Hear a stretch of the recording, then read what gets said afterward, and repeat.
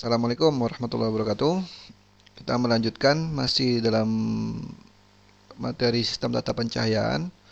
Jadi kalau sebelumnya kita sudah dapat basicnya ya, basic pengukuran besaran-besaran pencahayaan, kemudian standar pencahayaan itu seperti apa. Nah, sekarang saya akan coba masuk ke estimasi kebutuhan pencahayaan gitu ya. Kita langsung aja masuk ke materi. Jadi untuk memperkirakan rata-rata lux ya, rata-rata apa? Rata-rata tingkat pencahayaan di suatu bidang itu kita bisa menggunakan persamaan ini. Ini persamaan sederhana sekali ya. Dan ini pun ada di dokumen SNI, jadi kita bisa pakai gitu karena ini memang sudah tersandarkan caranya. Jadi rata-rata itu adalah tingkat pencahayaan di titik yang ingin kita capai gitu ya. Misal di meja sebuah perkantoran atau ya setidaknya itu ya ini untuk ruangan ya, untuk ruangan biasa yang horizontal ya. Kemudian F total itu adalah total flux luminus yang dihasilkan oleh lampu. Jadi kalau misalnya lampunya ada 10 yaitu 10 lampu itu lumennya total berapa gitu. Kalau kita beli lampu biasanya kan ada spek di situ berapa lumen berapa watt. Nah, lumen itu kan satu lampu. Nah, bisa kita kalikan aja kalau kita beli 10 lampu berapa lumen misalnya gitu. Kemudian Kp adalah koefisien penggunaan dan Kd adalah koefisien depresiasi.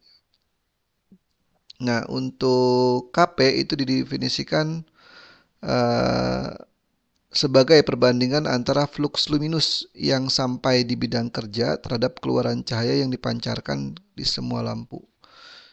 Nilainya ada dalam tabel yang terbitkan oleh produsen lampu, biasanya seperti itu.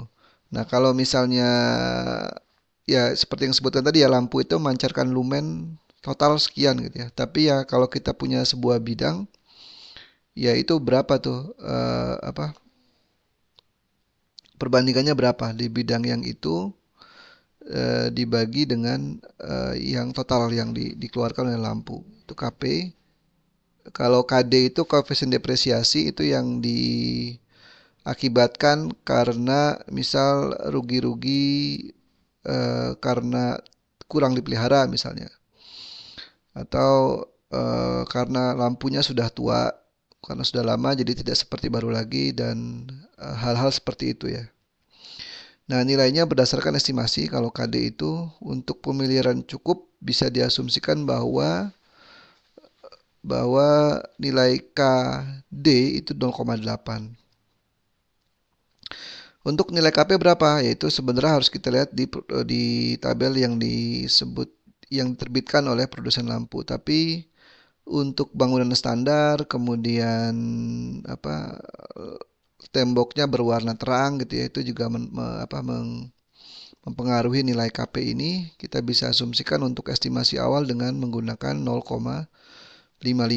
Jadi kalau misalnya anggap asumsinya ya, kalau misalnya ini 0,5 adalah KP kali KD dan KD-nya adalah 0,8 ya kira-kira KP itu 0,7.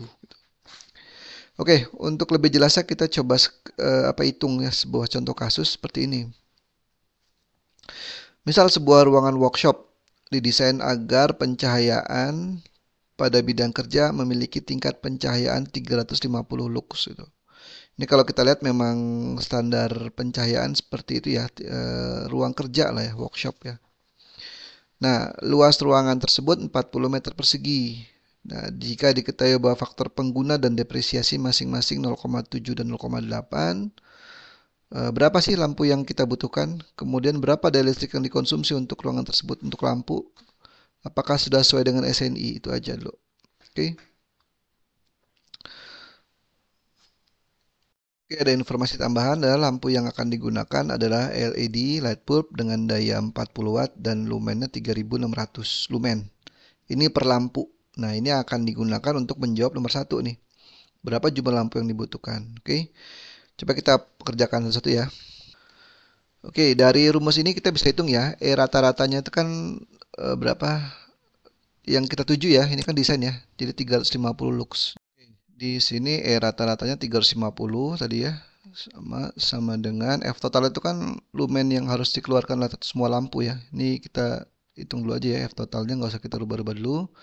Dikali KP KD, KP-nya 0,7 dan KD-nya 0,8 dibagi dengan A. A-nya adalah 40 meter persegi. Berarti kita bisa hitung dengan mudah.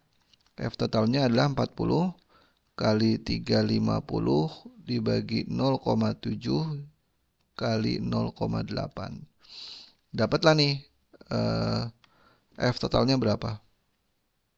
Dapatnya adalah 25.000 lumen. Ini lumen yang harus dikeluarkan oleh semua lampu, bukan hanya satu. Nah, sedangkan satu lampunya itu kan 3.600 lumen kan, berarti banyaknya lampu yang dibutuhkan, yaitu F total yang dibutuhkan berapa sih?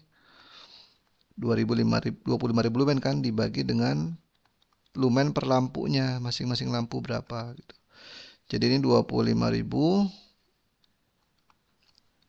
dibagi dengan masing-masing minus fluxnya berapa? 3.600. Nah, ini kalau kita hitung dapatnya 6,94 lampu. Permasalahannya kita nggak mungkin beli 6,994 lampu kan, tapi kita bisa bulatkan lah jadi N-nya itu sekitar 7 lampu gitu.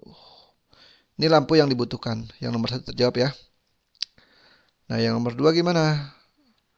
Berapakah daya listrik yang dikonsumsi oleh ruangan tersebut? Ini P totalnya kan berarti jumlah lampunya berapa kalau nyala semua?